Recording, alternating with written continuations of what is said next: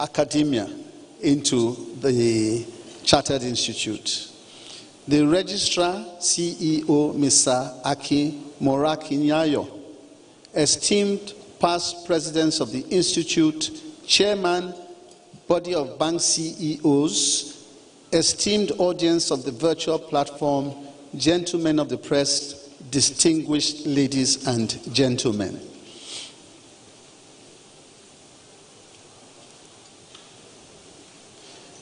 I cannot tell you how delighted I am to join you once again tonight at CIBN's 59th annual dinner. Indeed, last year I was here and I was greatly honored to be here because it was my first outing, my first major outing. And it was very comfortable for me because obviously I was talking to friends, to brothers, and to sisters, and that made a big difference. And the encouragement I got from this community is something that has kept me going for the past year. So thank you very much.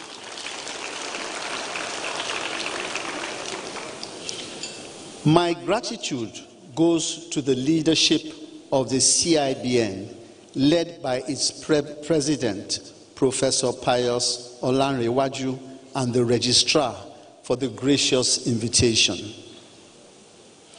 The CIBN stands at a critical pillar in Nigeria's financial system, sharing our vision at the central bank of a banking community that actively contributes to the inclusive development of our economy. Ladies and gentlemen, we gather tonight at a pivotal moment of economic transition.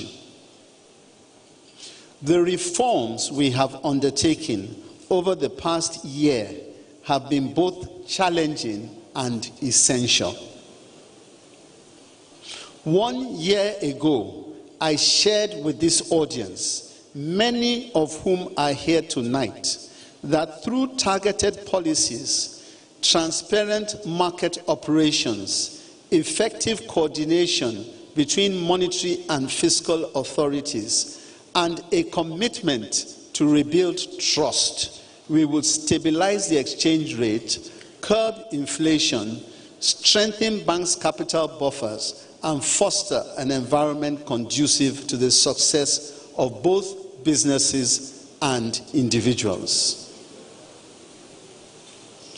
In my address this evening, I will take you through our journey over the past 12 months, highlighting the key actions we have taken to prioritize price and exchange rate stability, catalyze sustainable economic growth, and protect the livelihoods of millions of Nigerians, as well as outline our priorities for 2025.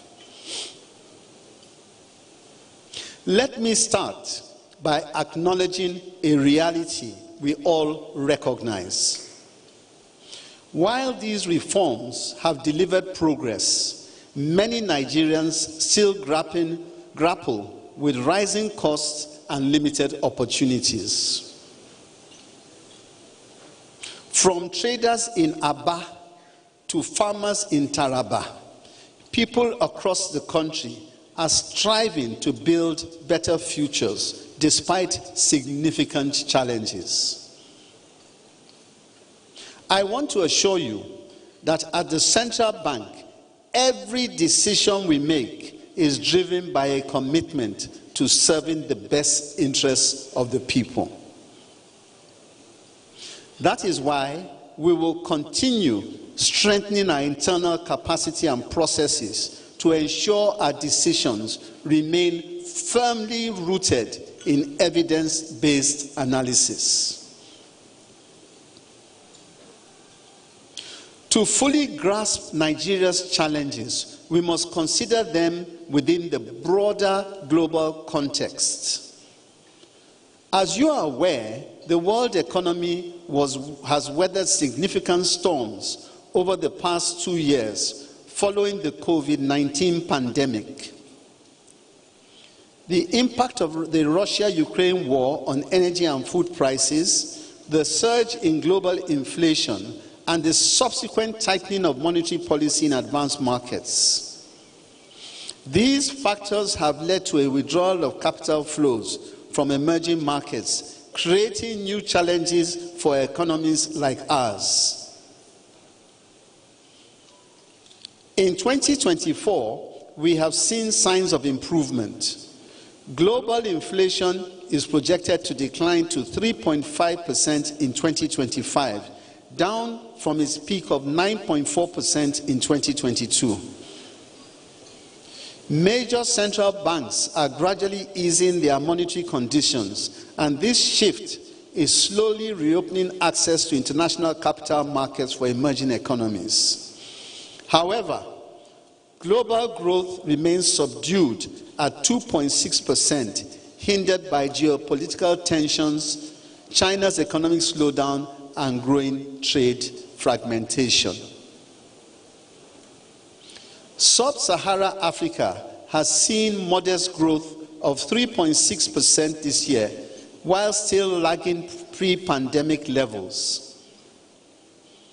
The effects of monetary tightening measures have helped to curb inflation in some key markets, such as South Africa and Kenya, but many countries are still grappling with double-digit inflation rates and high debt service burdens. These challenges constrain the resources available for critical investment in education, healthcare, and infrastructure. Even though we see countries gradually returning to the Eurobond market due to a reduction in interest rates in advanced markets, progress is uneven given the significant disparity in growth and inflation faced by resource-intensive countries like Nigeria and Angola. In light of these global challenges, it is imperative to sustain and enhance reforms aimed at strengthening our economic buffers to withstand external shocks. This requires a steadfast focus on curbing inflation, ensuring fiscal discipline, and advancing initiatives that promote greater economic diversification.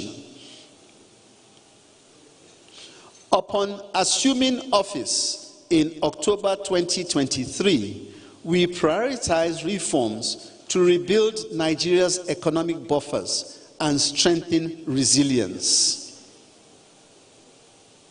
Inflation, which had surged to 27%, was one of the most pressing challenges, partly driven by excessive money supply growth.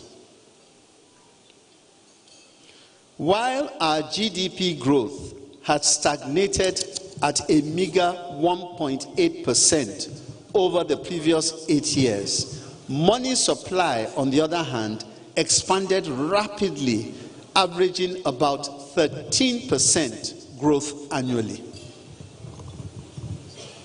This imbalance not only fueled inflation, but also contributed to a significant depreciation of the naira.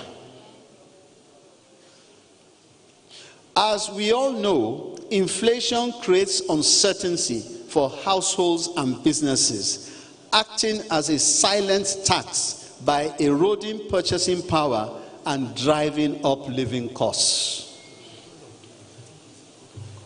The nation was also grappling with the fiscal crisis, marked by unsustainable deficit financing through the central bank's Ways and Means advances, which had reached an unprecedented 22.7 trillion by 2023, equivalent to almost 11% of our GDP. In addition, quasi-fiscal interventions by the Cibn, totaling over 10 trillion naira, undermined market confidence and weakened the effectiveness of our policy tools. These actions shifted focus away from our primary responsibility, maintaining price stability. They compromised transparency by bypassing essential oversight mechanisms which are vital for accountability. Moreover, they strained monetary stability, contributing to inflationary pressures and market distortions. Under my leadership, we have taken decisive steps to move away from these practices. We have ended years of fiscal deficits financed through Cibn's ways and means advances, reinforcing our commitment to price stability and promoting fiscal discipline. To tackle the pressing challenge of inflation, the Cibn acted decisively by raising the monetary policy rate by 875 basis points to 27.5% in 2024, an essential move to contain inflation and restore stability. To borrow from Winston Churchill's famous perspective, in our world, interest rates are undoubtedly the least desirable tool for combating inflation, except for all the others.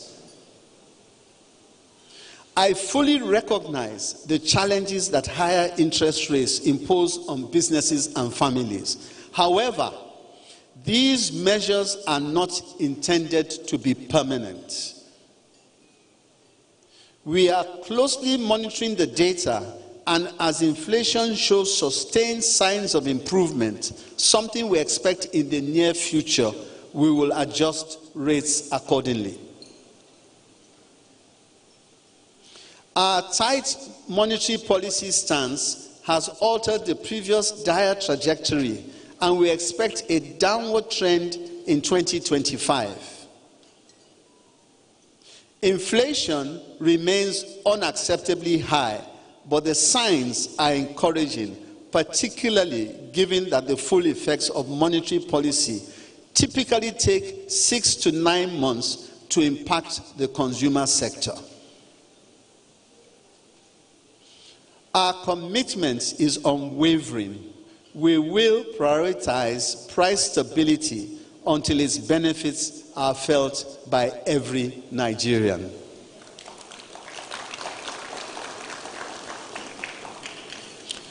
Particularly pleased that we have the governor of the Central Bank of Sierra Leone here today, and he gave testimony of the drop in inflation in his country.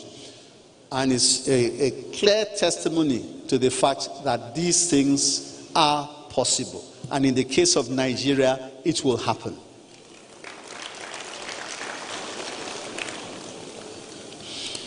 In the foreign exchange market, we faced a backlog of over $7 billion in unfulfilled commitments and a fragmented foreign exchange regime characterized by multiple forex rates, which had encouraged arbitrage opportunities. This regime stifled much needed foreign investment and led to the depletion of our external reserves, which fell to $33.22 billion in December 2023.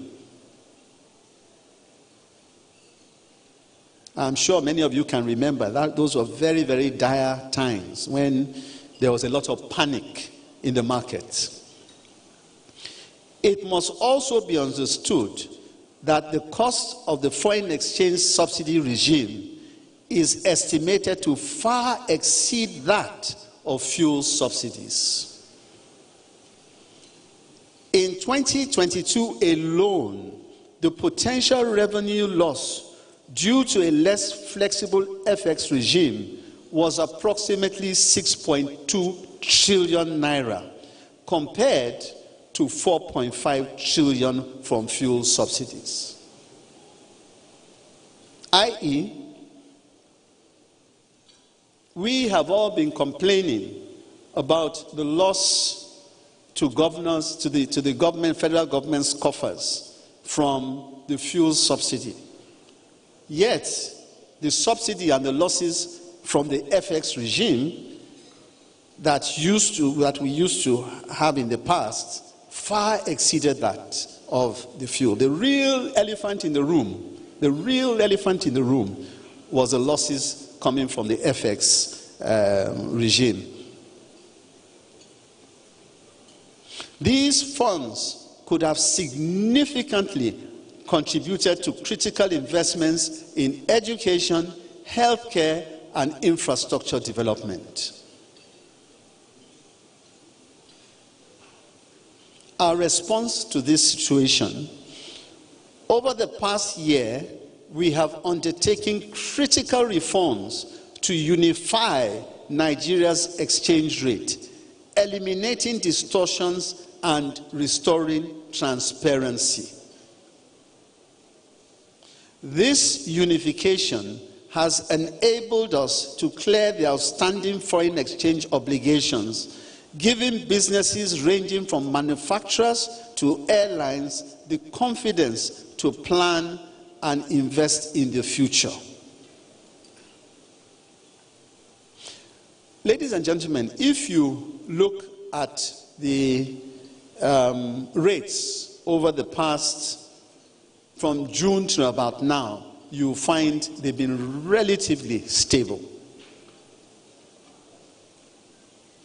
To further enhance the functionality of the foreign exchange market, we're introducing an electronic FX which has proven effective in other markets. It is also vital to address the disinformation circulating about a supposed demand-supply gap in the FX market, which is fueling unnecessary panic. The current US dollar exchange rate reflects the price that the most desperate buyers are willing to pay, and this, in our view, does not represent the true market value of the naira.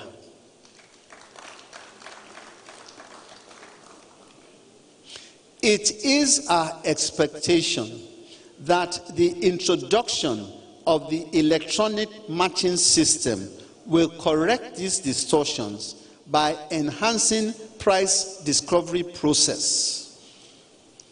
Additionally, it will significantly boost the central bank's oversight and intervention capabilities, ensuring a more stable and transparent foreign exchange market. While the central bank will continue to lay the foundation for price stability and foster a conducive policy environment, the role of our banks in this journey is crucial. An FX market defined solely by when and how the central bank buys or sells dollars is inadequate for the needs of a dynamic economy like Nigeria's. Now is the time for banks to step up to their intermediation and market-making responsibilities, providing customers with the right solutions to run their businesses and manage risks effectively.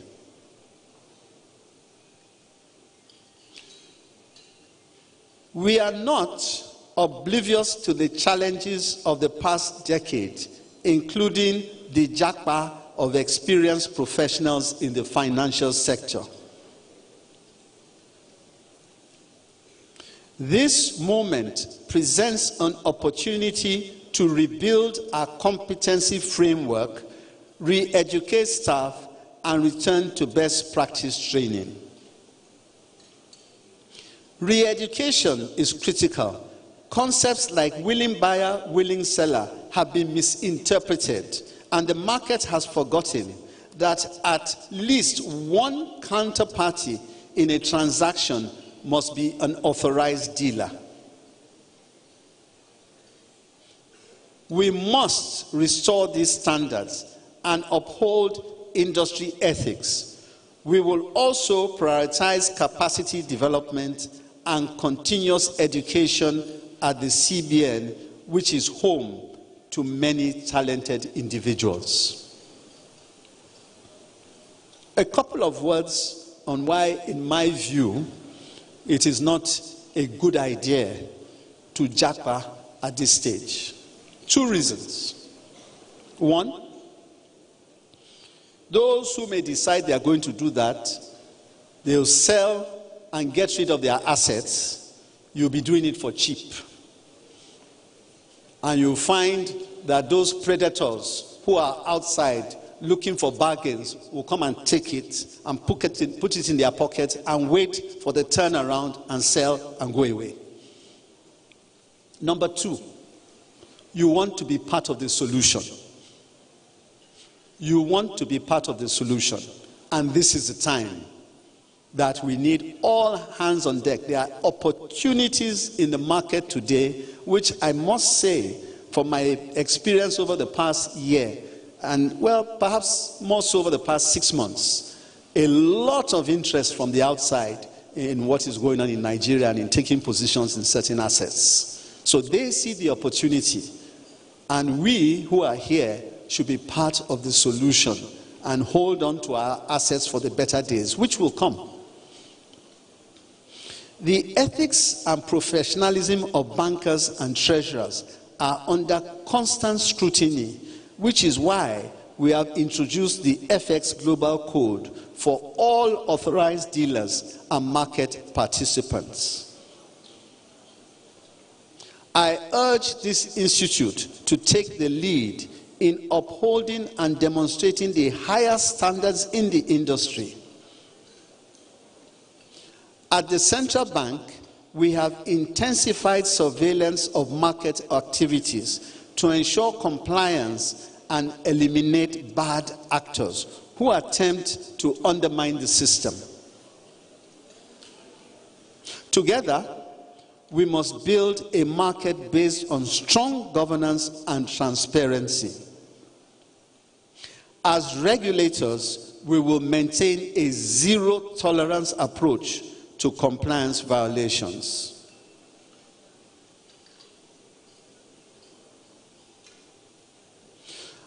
Ladies and gentlemen, our efforts to improve the functioning of our FX market are having the desired impact. Average daily turnover in the Nigerian autonomous foreign exchange market increased by 226% in the first half of the year when compared to the same period in 2023. Foreign portfolio inflows have increased by over 72% during this period, while foreign exchange reserves have risen from $32 billion in May 2023 to over $40 billion today.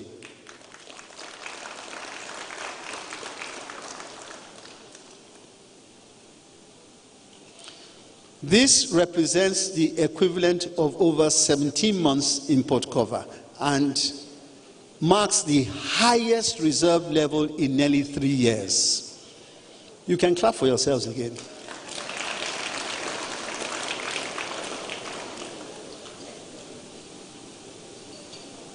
The market has also supported over $9 billion in capital outflows over the past year, as investors were able to freely repatriate capital and dividends without the need to wait for several months as experienced in the past.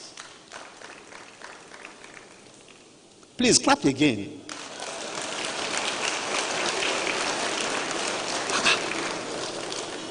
Ladies and gentlemen, this is not about me, it's about us. And this is a good milestone, and it will only get better.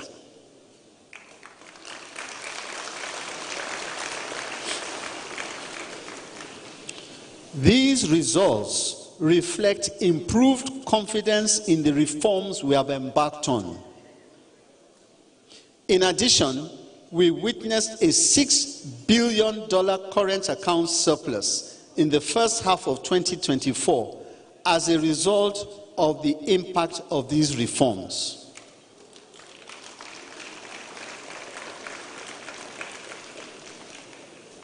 Reduction in petroleum product imports, supported by improved domestic refining capacity, a growing focus on non-oil exports, and higher remittance inflows helped to support the positive current account balance.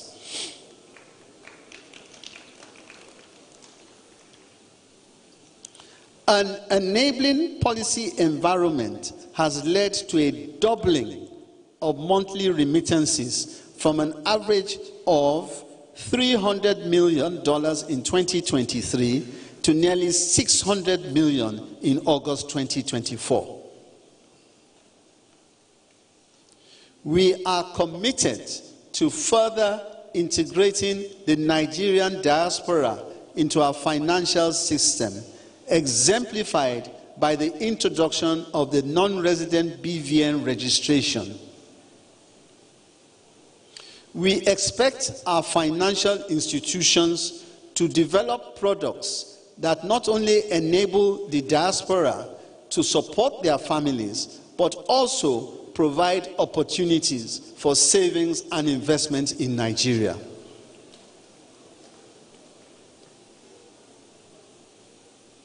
Distinguished ladies and gentlemen, the outcomes of these reforms clearly demonstrate impact in restoring investor confidence and laying a solid foundation for long-term growth and competitiveness. Frankly, as far as I can see, there's nothing better to illustrate the impact that the various policies have had on our economy and the gradual return of confidence in our economy than the numbers have just reeled out. Numbers don't lie. Numbers don't lie. So with what we've seen, if we continue in this trajectory, there are definitely much better times ahead.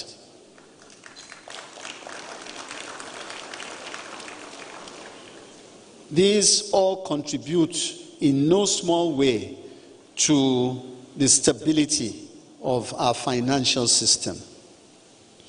Within the banking sector, I'm pleased to note that the sector remains robust with key indicators reflecting a resilient system. The non-performing loan ratio remains within the prudential benchmark of 5%, showcasing strong credit risk management. The banking sector liquidity ratio comfortably exceeds the regulatory floor of 30%, a level which ensures banks are maintaining adequate cash flow to meet the needs of customers and their operations. The recent stress tests conducted also reaffirmed the continued strength of our banking system.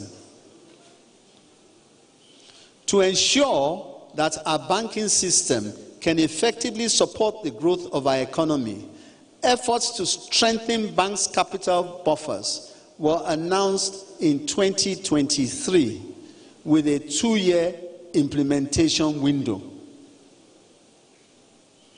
I'm pleased to note that a significant number of banks have raised the required capital through rights issue and public offerings well ahead of the 2026 deadline.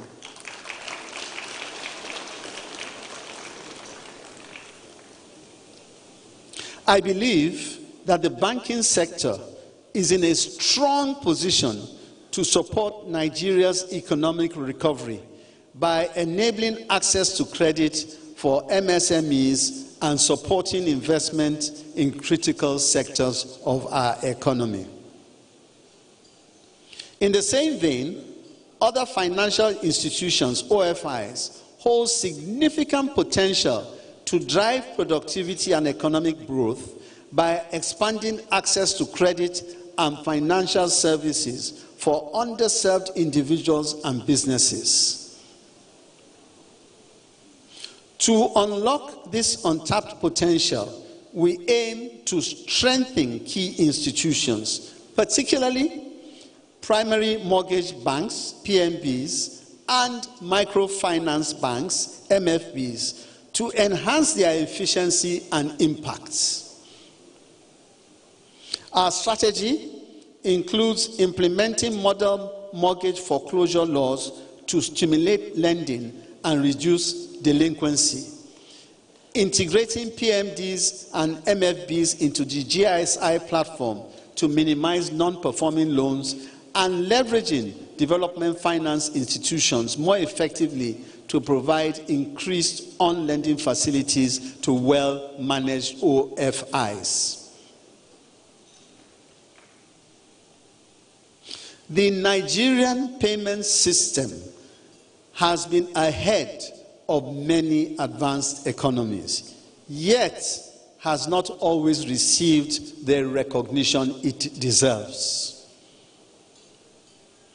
Many innovations that other countries are only now experiencing have been part of our system for years.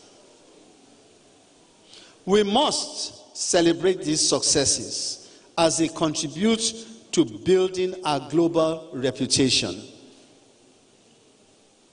Nigeria's dynamic fintech ecosystem, and we heard the governor of the Central Bank of Sierra Leone make reference to that, has driven financial inclusion and positioned the country as a hub of innovation in Africa.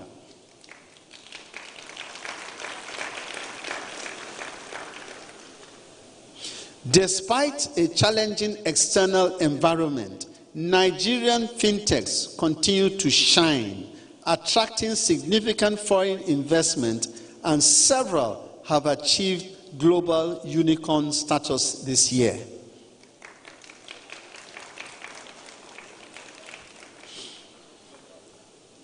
Their innovations, alongside other financial service providers, have fueled growth in transactions and made financial services more affordable and accessible for many more Nigerians. We must continue to leverage this channel to enhance access to finance and credit, particularly for the underserved population. However, I urge fintech companies and banks to ensure their platforms are not exploited for fraudulent activities. Strengthening the KYC onboarding process is essential to prevent malicious actors from exploiting our financial system. Additionally, these institutions must prioritize improving transaction monitoring and bolstering consumer protection measures to ensure that digital channels remain safe, especially for the most vulnerable segments of our population. On this note, I must express my concern over recent delays in some payment gateways in settling financial transactions. Trust is fundamental to fostering digital transactions, and we must take every necessary step to preserve that trust in our payment systems. These delays often disproportionately affect vulnerable segments of our population. To address this, we will impose strict penalties on non-compliant institutions to safeguard consumer trust and ensure swift redress mechanisms are in place. We also recognize the ongoing challenges with cash availability at ATMs, which disproportionately affect ordinary Nigerians. To address this, we are conducting spot checks across deposit money banks, DMBs, and will impose penalties on the underperforming institutions. Effective December 1st, 2024, customers are encouraged to report any difficulties withdrawing cash from bank branches or ATMs directly to the Cibn through designated phone numbers and email addresses for their respective states.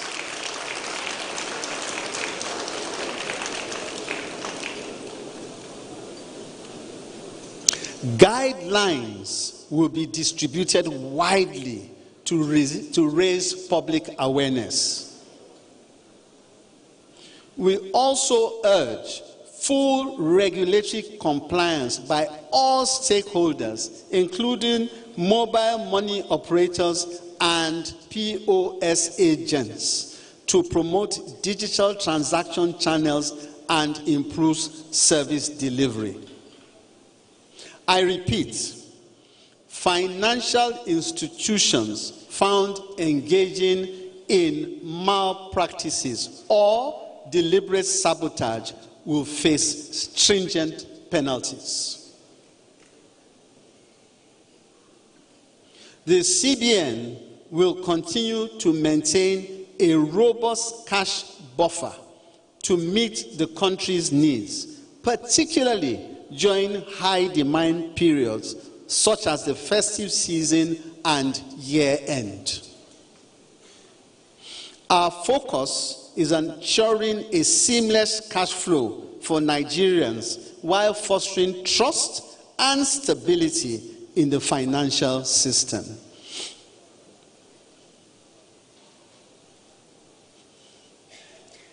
To further enhance confidence in the payment system, our Payment System Vision 2025 initiative will drive initiatives to encourage quick and affordable cross-border payments, a critical step towards unlocking trade, investment, and economic growth.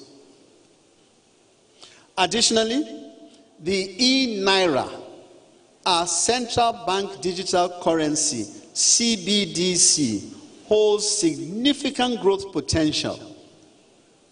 We will therefore undertake a comprehensive review of its implementation to optimize broad and positive economic impact. In 2025, we will prioritize initiatives including implementing our open banking framework, advancing contactless payment systems, and expanding our regulatory sandbox. Additionally, we will issue revised guidelines for agency banking and continue to strengthen electronic payment channels.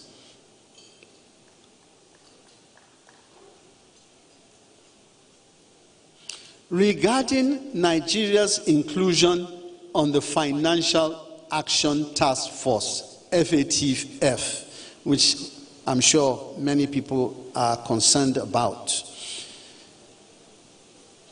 Regarding Nigeria's inclusion on the FATF grey list, we fully recognize the problems this presents and are addressing legacy deficiencies with utmost urgency. Building a robust culture of compliance remains central to our efforts. We are optimistic that Nigeria will exit the grey list by the second quarter of 2025.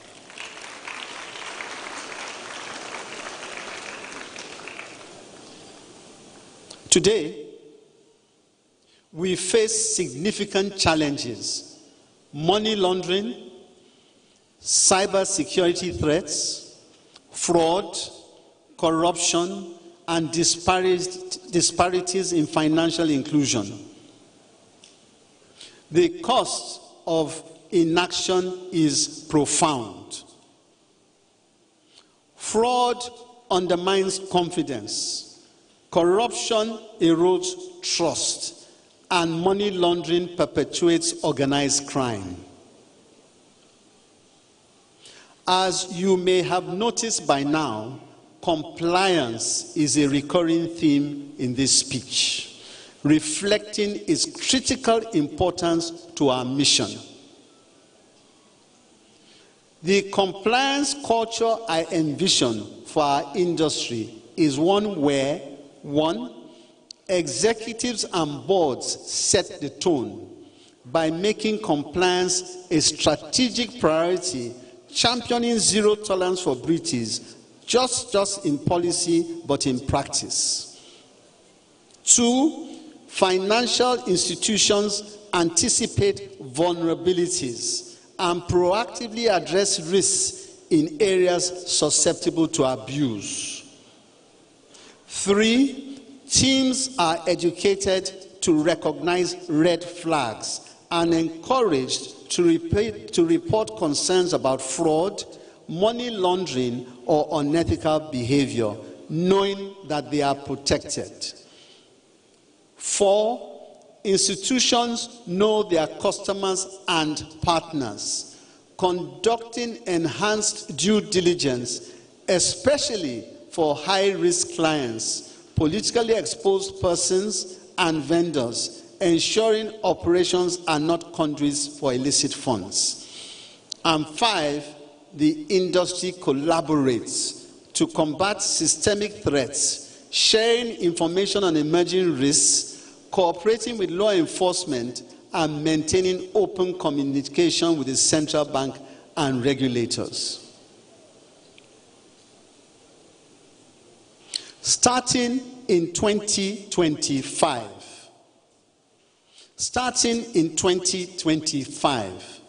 financial institutions will be required to refine their compliance and governance frameworks to address evolving risks.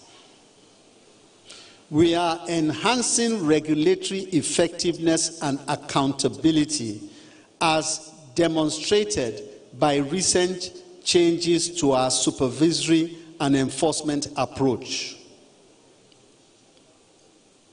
Recently, penalties totaling 15 billion naira were imposed on 29 banks for breaches, including AML, CFT violations. In addition to these penalties, the banks are required to address the root causes of the lapses, which is crucial for improving regulatory effectiveness. Historically, the industry has struggled with recurring issues, but we are confident that this approach will change the narrative.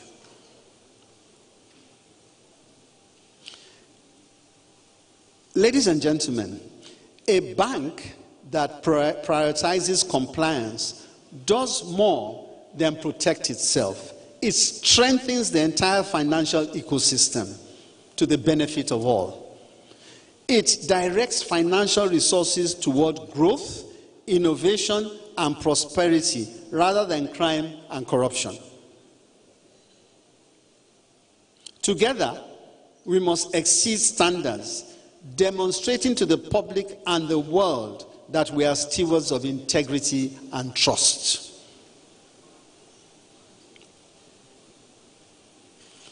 Indeed, the work of the Financial Services Regulation Coordinating Committee, FSRCC, is critical to our efforts. Through the FSRCC, we have strengthened regulatory collaboration, harmonized policies, closed oversight gaps, and enhanced information sharing to monitor systemic risks effectively. It's working.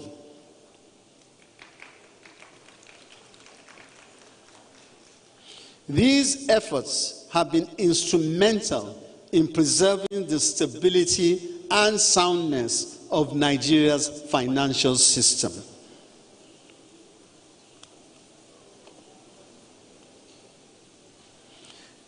Ladies and gentlemen, the measures that have been implemented to curb inflation, coupled with foreign exchange market reforms, are bolstering Nigeria's economic growth.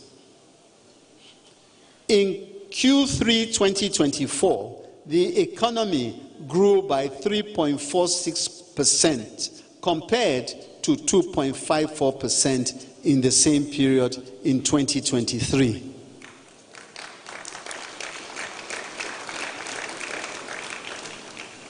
This growth was driven primarily by resilience in the services sector, particularly telecoms and financial services, which recorded a real growth of 5.17%, recovering from a 0.85% contraction in Q3 2023.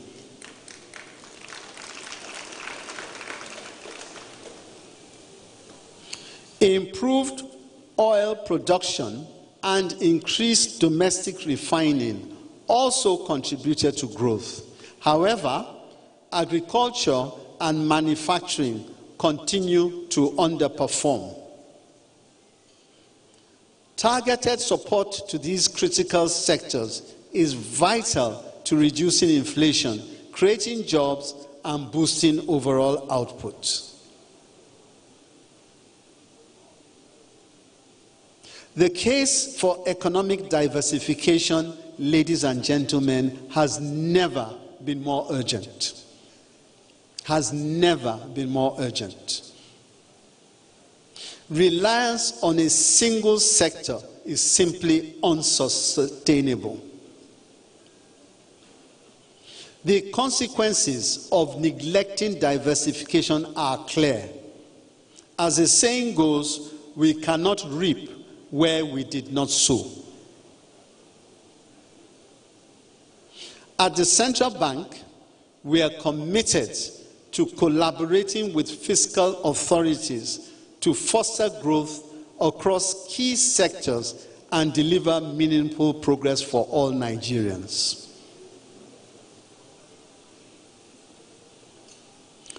As previously noted, the central bank's return to orthodox monetary policy means that we will refrain from direct intervention in development finance initiatives. That said, I am pleased to report that as of October 2024, nearly 1 trillion naira has been recovered or repaid under previous development finance programs, thanks to the enhanced monitoring. Thanks to the enhanced monitoring and enforcement of the guidelines we put in place. Our focus remains on ensuring the effective utilization and recovery of outstanding loans within the framework of established guidelines.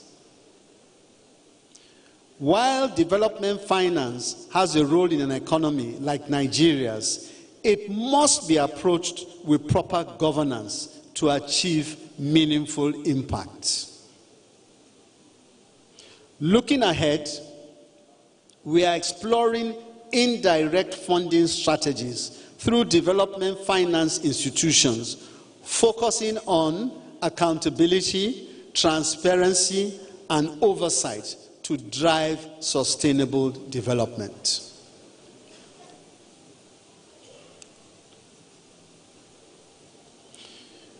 Financial inclusion is vital to Nigeria's ambition of becoming a $1 trillion economy. It is not just about access to accounts and credit. It is a driver of poverty reduction, job creation, and economic productivity. Yet, 26%, almost one-third of Nigerian adults remain financially excluded, limiting their ability to grow businesses, secure savings, or invest in education and healthcare. This unacceptable situation hampers national progress. The Cibn is addressing this challenge. Recently activated minimum capital requirements for banks are aimed at strengthening their capacity to cater for underserved populations, including MSMEs, rural communities, and women. Digital innovations like mobile money and agent banking are also extending services to remote areas, breaking barriers to access. We must do more. Female financial inclusion is paramount. Financially empowered women reinvest in their families and communities, amplifying economic benefits. The Cibn is using gender disaggregated data to develop targeted frameworks that close gender gaps while enhancing digital platforms to improve access for women and youth.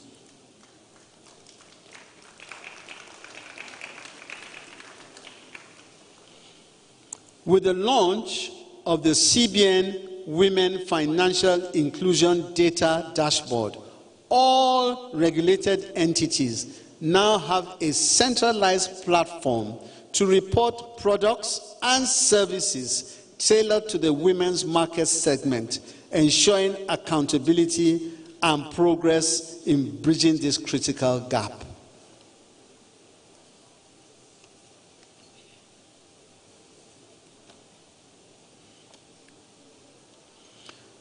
Transparency lies at the heart of effective governance and public trust. At the Central Bank of Nigeria, we recognize that clarity in policy making and open communication with the public are essential for achieving our goals. In this regard, we have implemented several measures to ensure that stakeholders have access to accurate, timely, and comprehensive information about our operations.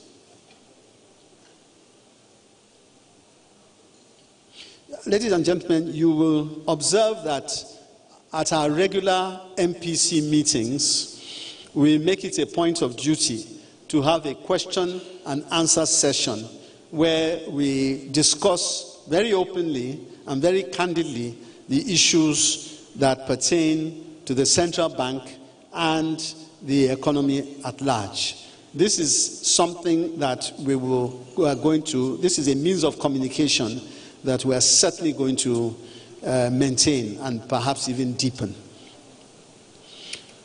Under my leadership, the Cibn has prioritized increasing public access to critical reports, including the Purchasing Managers Index, PMI, and sectoral performance data. These reports are now regularly updated and available on our website and media channels, empowering businesses and analysts to make informed decisions. We have also committed to enhancing the quality and frequency of financial stability reports, balance of payments data, and FX market updates, equipping stakeholders with essential insights into the economic landscape. And a lot of this, on visit to our website, there will be more and more of this data that will be made available, and the public can visit that and just download it for free. By improving transparency, we strengthen the central bank's credibility and public trust in our policies. This enables businesses and investors to plan and reassures households that monetary decisions are made in their interests.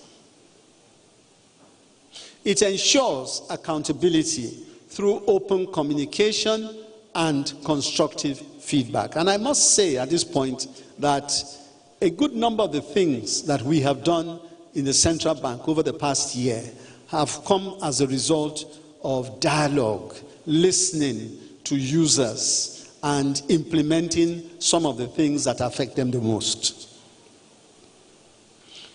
Our commitment to openness extends beyond data reporting. It fosters an inclusive dialogue with all Nigerians, providing the tools to engage in economic decisions and build a resilient, informed society.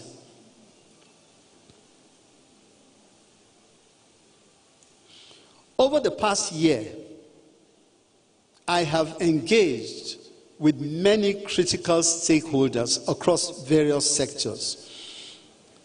Government officials, foreign and domestic investors, private sector leaders, and more. Yet, some of the most impactful interactions I've had have been with student groups visiting the bank. Their intelligence and thirst for knowledge have been truly inspiring. Nigeria is home to some of the brightest minds, but we must do more to nurture and develop talent. As I mentioned earlier, capacity building is essential to strengthen institutions, and at the central bank, we are committed to this cause. This includes introducing internship and mentorship programs to give students the opportunity to interact with us and learn. I encourage everyone to do the same. If each of us invests in cultivating the talent within our reach, we will collectively move the nation forward.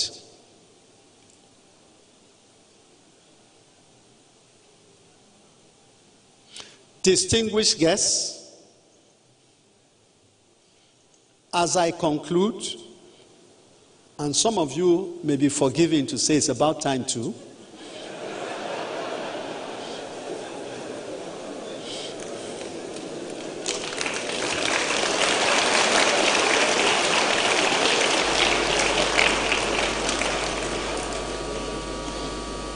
you know, truth of the matter is I have taken a lot of pains to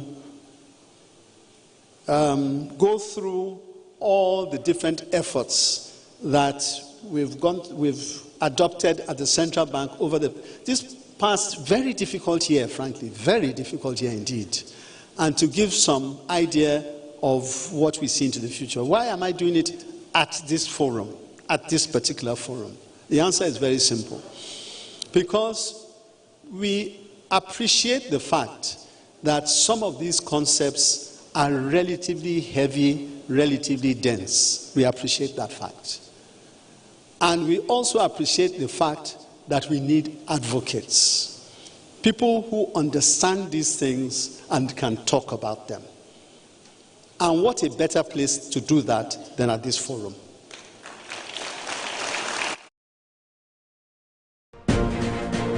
Welcome back from the live telecast. We'll now continue with our regular programs. Stay tuned.